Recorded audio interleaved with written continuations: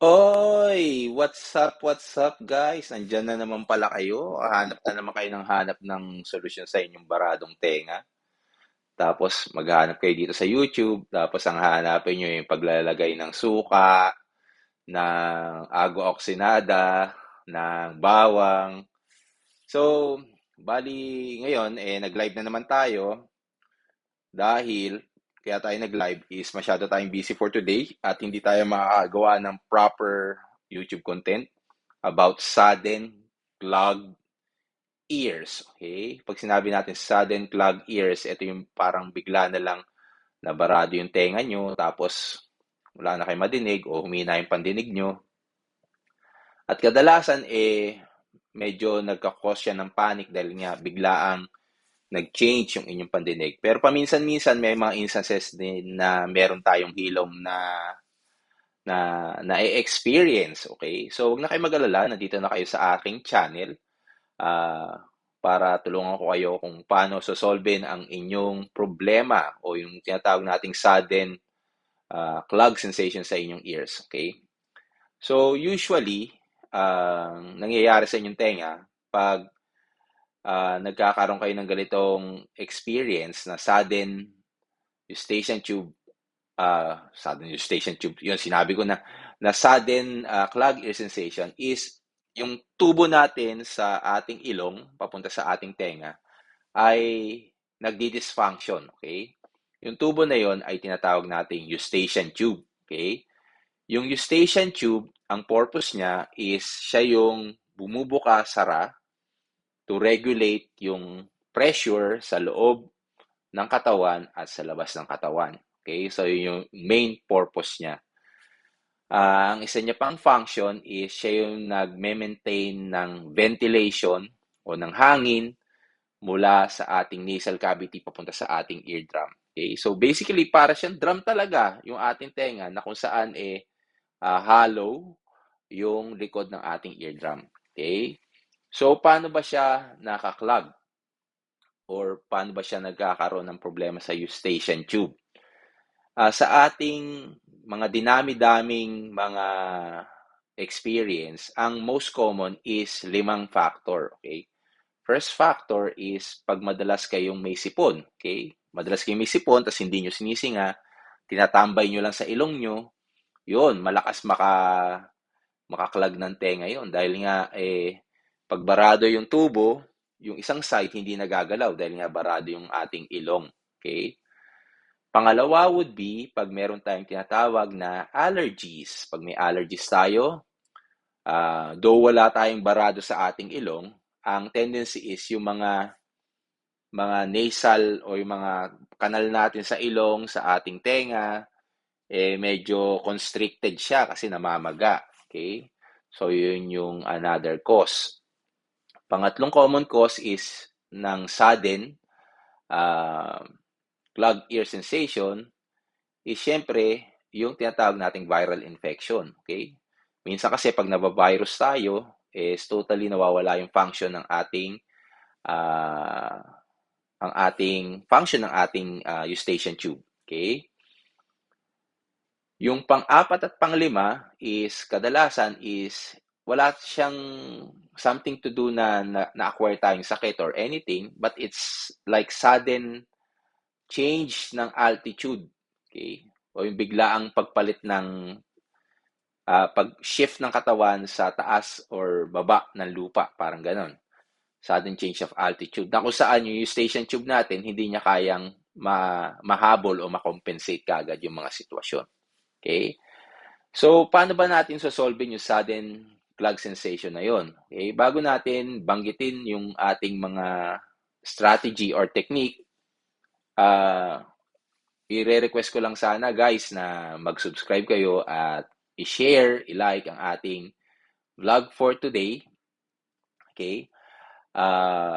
And syempre, introduce natin yung sarili natin. My name is Sir Eros, isang clinical audiologist.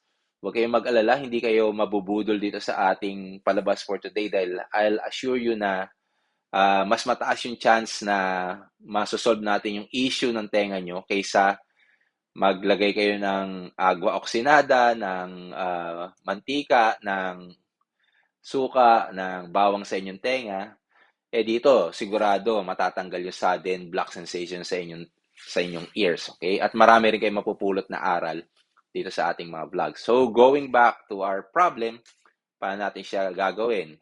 So, since ang most common cause kung bakit tayo may plug sensation sa ating tenga is madalas tayong may sipon, okay? Or madalas tayong may allergy. Paano natin gagawin yon? Paano natin isosolve yun? Siyempre, iinom kayo ngayon ng mga over-the-counter medicine. So, ibig sabihin ng over-the-counter medicine or over-the-counter drugs, yun yung mga gamot na mabibili mo kagad sa butika na walang prescription. Okay? Yung gamot sa sipon, gamot sa allergy, okay? Para naman yung sipon nyo o yung allergy nyo mawala. And eventually, mawala yung block sa inyong ilong na siya namang mag-relieve ng clog sensation sa tenga. Okay?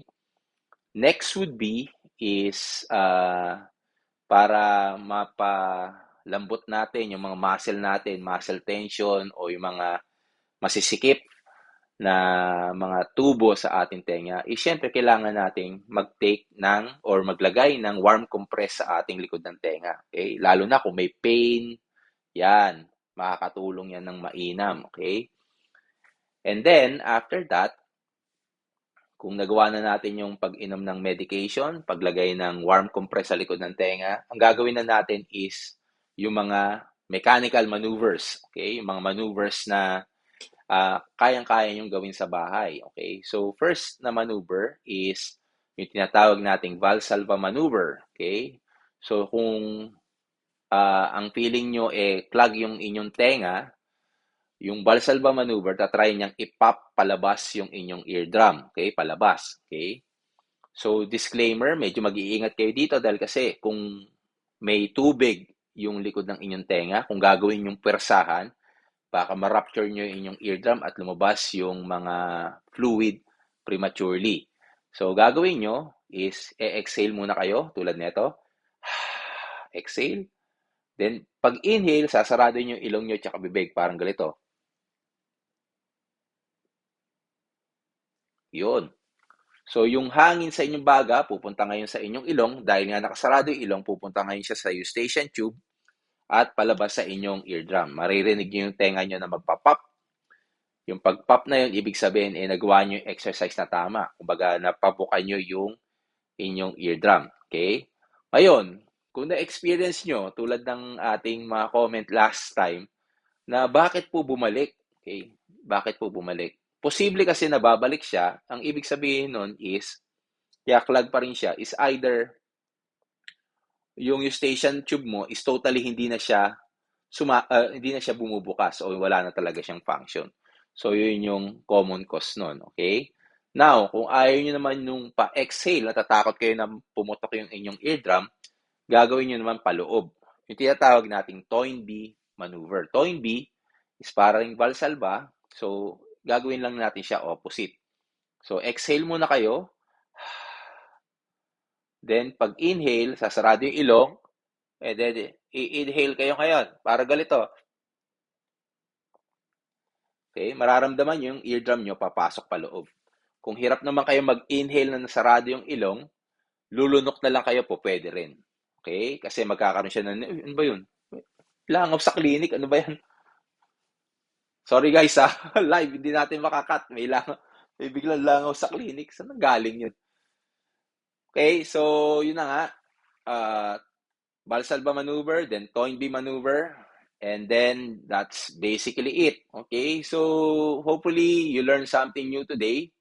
And bago nga pala tayo magpaalam, disclaimer. Okay, within the next 12-24 hours, kunyari nabarahan yung inyong tenga. Okay, nabarahan yung inyong tenga at nagkaroon kayo ng plug sensation, ginawa nyo na yung exercise, wala pa rin siyang tulong sa inyo. Okay, naaalala nyo yung pangatlong common cause, yung viral infection. Maaaring na virus yung tenga nyo. Okay? Pag na virus yung tenga nyo, ang ating tawag dito, window period para gamutin to ng isang ENT o ng isang doktor is within 12 to 24 hours. Okay? Pag hindi nyo nagamot, most likely, maaaring hindi lang yung eustachian tube nyo affected. Pwede rin yung inner ear nyo o yung nerve na na tumutulong sa atin para makadinig. Okay? So, kung malalaps nyo yun at pinabayaan nyo lang, ang mangyayari ngayon is hindi na siya babalik sa dati. Okay? Magiging irreversible na yung problema. Kaya, yun yung sagot. Pag hindi pa rin siya gumaling, 12 to 24 hours, see a doctor right away. Kasi baka kailangan nyo ng antiviral na kailangan ng prescription ng doktor. Okay? So, again, please do share this video. Like, comment kung meron kayong ibang ear problem. Okay, para naman yung ating stats dito sa ating YouTube channel ay tumaas-taas and hopefully maging katulad tayo ni Mr. Beast na maraming matulungan. Pero sa atin, kumpiyansa tayo na kahit maliit pa lang tayo dito sa ating channel, we will do great. We will help more people here again and hopefully get aware sa kanilang mga problema sa pandinig. This is again Sir Eros saying we will make the disabled able. Paano natin gagawin yon? By hitting the subscribe button, notification bell, and see you in our next video. Pasensya na kayo guys, kailangan ginagawa natin yung consistency. Consistent tayo gumagawa ng vlog everyday kahit nasa opisina tayo, kahit saan. Every night, pag meron tayong chance na makagawa, gagawin natin para sa inyo. Okay?